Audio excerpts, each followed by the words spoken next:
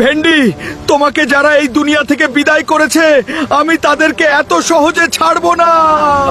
ভেন্ডি, আদা, আমি তোকে শেষ করে দিব। তুই আমার যা ক্ষতি করেছিস আমি তোকে বাঁচতে দিব না। আমি আসতেছি, তুই অপেক্ষা কর। আমি কাঁদতেছি ঠিকই, কিন্তু এই চোখের পানি দুর্বলতার না। এই পানি আগুন হইয়া একদিন তোদের সব শেষ করে দিবে।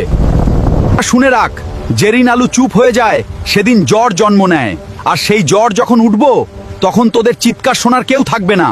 আদা, তুই আমার সবকিছু শেষ করে দিছিস।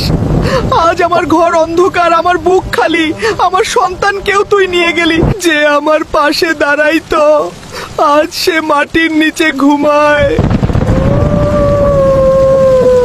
এই ঘরটা এখনো তোর গন্ধে ভরা, এই দেয়ালগুলো এখনো তোর হাসির শব্দ চিনে, কিন্তু তুই নাই, আমার ছোট্ট বাবাটাও নাই। আমি এখনো রাতে দরজা খুলে রাখি, মনে হয় হয়তো তুই আসবি, হয়তো আমার ছেলে হাসতে হাসতে বলবো আব্বু আমি আইছি। কিন্তু না, এখন শুধু নীরবতা আর এই পুরনো ছবিটা। শুনে রাখ, যারা আমার পরিবারটা কাইরা নিছে আমি তাদের ক্ষমা করবো না। এই ছবির প্রতিটা হাসির হিসাব একদিন আমি নিয়া ছাড়মু। আলু, আমি জানি তোমার উপর দিয়ে অনেক ঝড় তুফান চলতেছে, কিন্তু কি করবে, কোম্পানিও তো দেখা লাগবে। জি স্যার। কোনো সমস্যা নাই স্যার, আমি কোম্পানি ঠিকমতো দেখাশোনা করতেছি, শুধু একটু মাঝে মধ্যে পুরানো স্মৃতি মনে পড়ে বাস। দুলাভা ভাই, একটা কথা শুনছেন? আদা নাকি আলুর স্ত্রী এবং সন্তানকে কয়লা ফ্যাক্টরির ভেতরেই শেষ করে দিছে। এটা শোনার পর আমার যা খুশি লাগতাছে দুলা ভাই। মাথা মোটা মাইন্ডসের দুঃখে তুই এত খুশি হইস না। নিজের কপালে কি দুঃখ কম? তোর কারণে আজকে আমার টয়লেট পরিষ্কার করতে হয়। আদা, দুশ্মনী ছিল তোর আমার সাথে।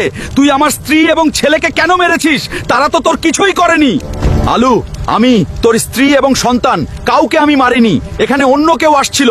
তুই আমার কথা বোঝার চেষ্টা কর। শয়তান, আমি তোর কোনো কথাই শুনতে চাই না। তুই আমার স্ত্রী এবং ছেলেকে দুনিয়া থেকে বিদায় করেছিস, তোকে আমি ছাড়বো না।